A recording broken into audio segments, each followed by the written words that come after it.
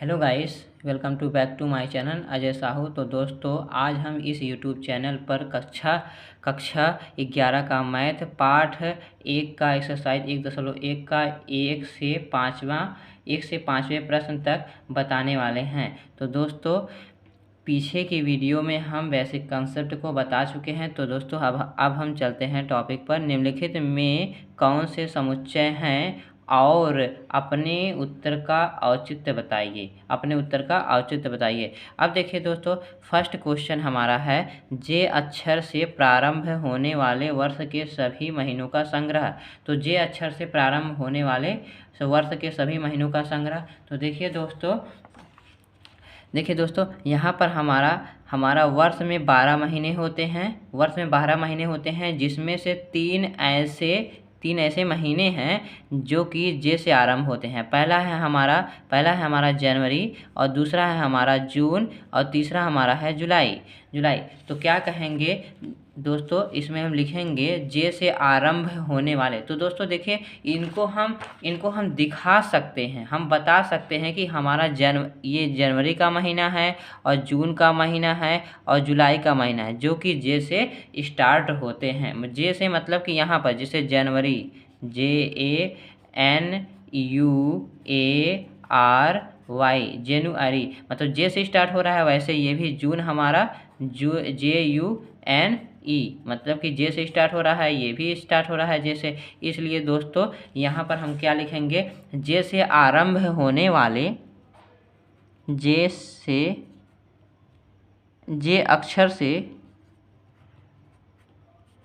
अक्षर से आरंभ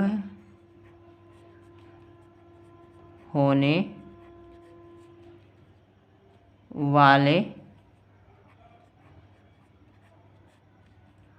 वाले वर्ष के सभी महीनों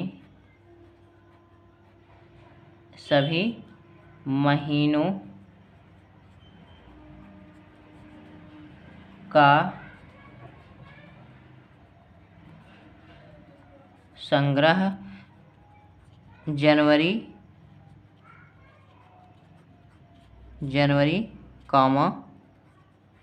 जून और जुलाई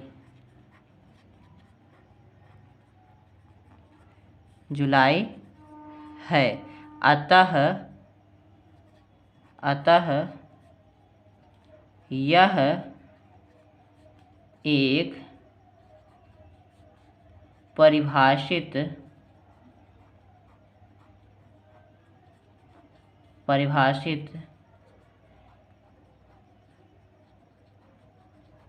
समुच्चय है। आप लोग जानते हैं दोस्तों, हमने यहाँ पर परिभाषित क्यों लिखा है? हमने परिभाषित यहाँ पर इसलिए लिखा है क्योंकि हम इनको जनवरी, जून और जुलाई को हम दिखा सकते हैं, आपको बता सकते हैं कि हमारा जनवरी है, जून है और जुलाई है, जो कि जे से आरंभ होते हैं। इसलिए हमने यहाँ पर क्या लिखा है, परिभाषित है। अगर इनको हम नहीं दिखा सकते, यदि हम इनको नहीं दिखा सकते, तो यहाँ पर हम लिखेंगे अपरिभाषित है। इसलिए हमने यहाँ पर लिखा है परिभाषित है, क्योंकि हम इसको जनवरी, जून, जुलाई को दिखा सकते हैं दोस्तों। अब चलते हैं दोस्तों दूसरे क्वेश्चन पर।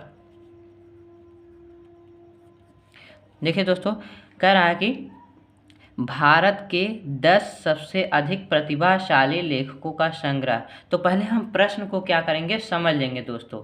तो भारत के 10 सबसे अधिक प्रतिभाशाली लेखकों का संग्रह। तो भारत में कितने अधिक प्रतिभाशाली लेखक हैं, इसकी गणना नहीं की जा सकती है।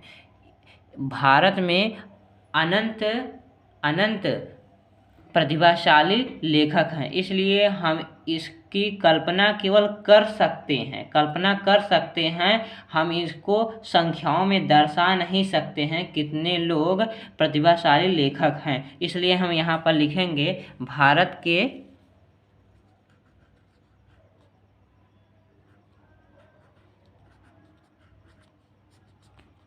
के 10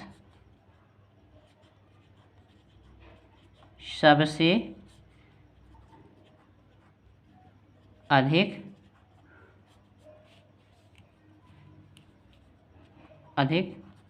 प्रतिभाशाली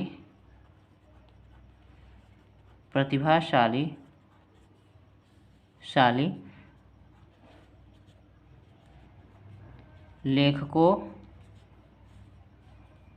को परिभाषित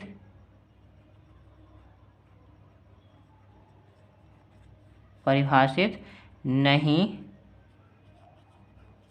किया जा सकता है, अतः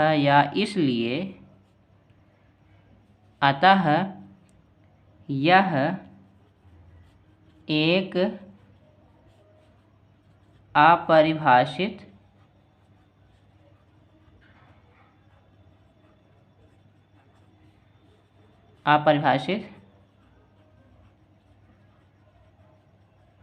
समुच्चय है।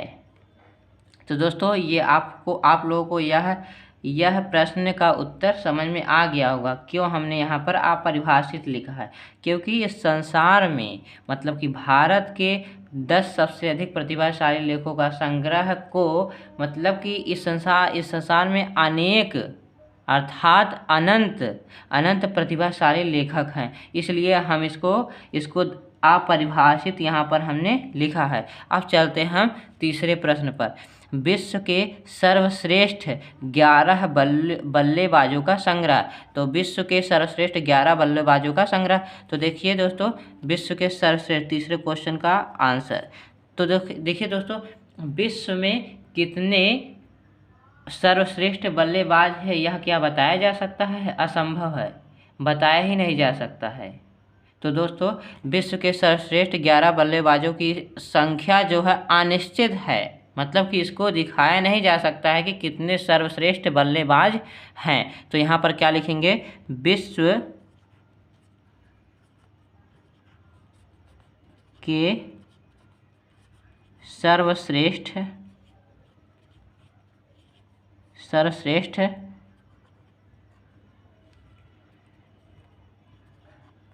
11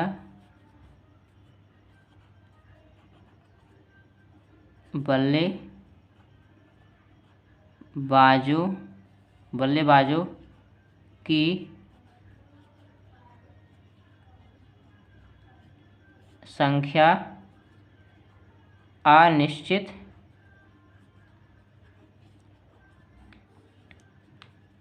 अनिश्चित है, इसलिए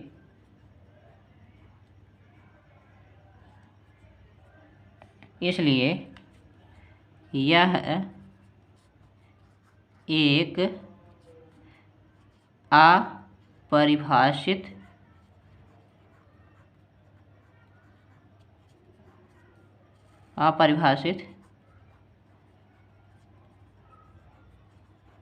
समुच्चय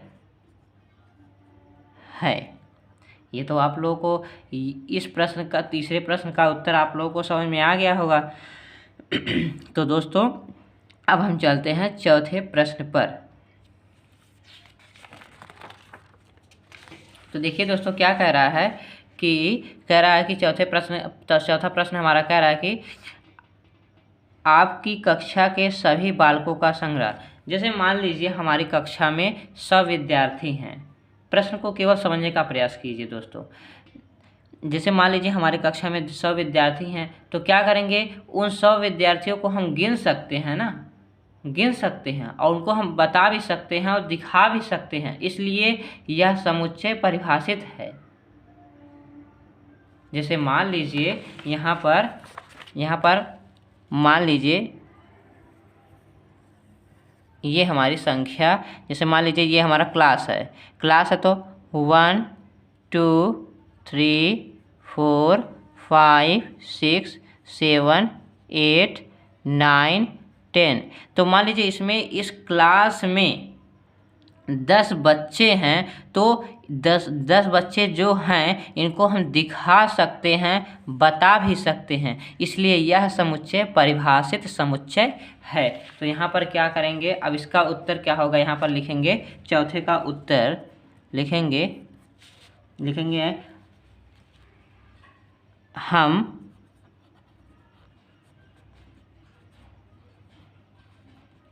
अपनी कक्षा में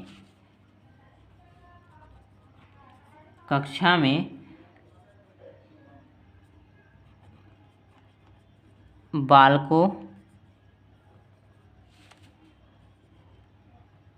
को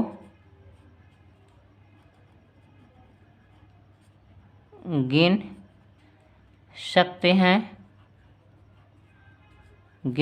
हैं, साथ ही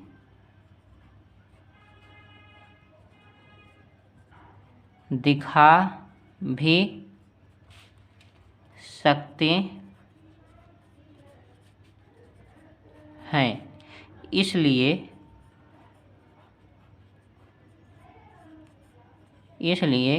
यह एक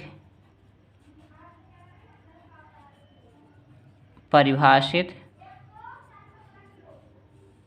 समुच्चय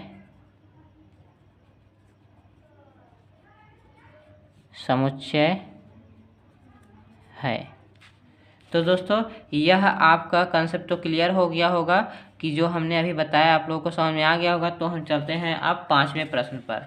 तो देखिए दोस्तों 5वां प्रश्न क्या कहता है, 100 से कम सभी प्राकृतिक संख्याओं का संग्रह। सिंपल है दोस्तों, मान लीजिए 100 से कम जब कह रहा है तो मान लीजिए पहले हम प्रश्न यहाँ पर डाल देते हैं, 1 हो गया, 2 हो गया, 100 से कम ही लेना है। प्राकृतिक संख्याओं का समुच्चय, प्राकृतिक संख्याएं आप लोग जानते होंगे। प्राकृतिक संख्याएं क्या है, प्राकृतिक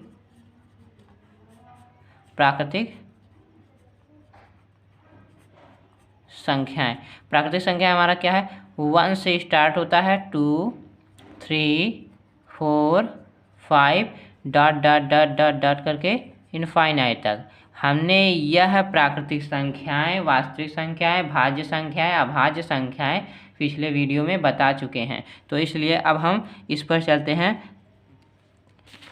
100 से कम सभी प्राकृतिक संख्याओं का संग्रह। तो क्या करेंगे, 1 2 हो गया, 3 हो गया, 4 हो गया, 5 हो गया, dot dot dot dot dot कितना 99, क्योंकि 100 से कम कहा गया है। तो क्या लेंगे यहाँ पर, ऐसे इसको ब्रैकेट में कर देंगे। तो लिखेंगे 100 से कम, 100 से उत्तर 100 से कम अर्थात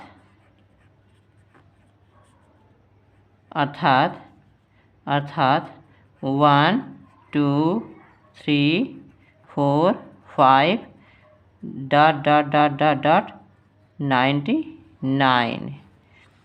100 से कम अर्थात 1 2 3 4 5 डॉट डॉट करते करते 99 तक। अब देखिए दोस्तों को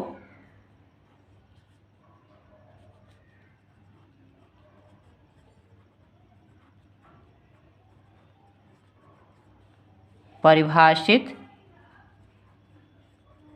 किया जा सकता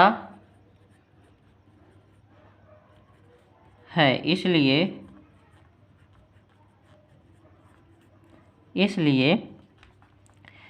हम कह सकते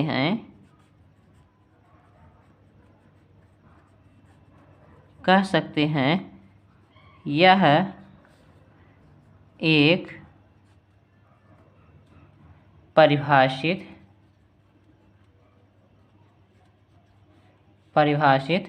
समुच्चय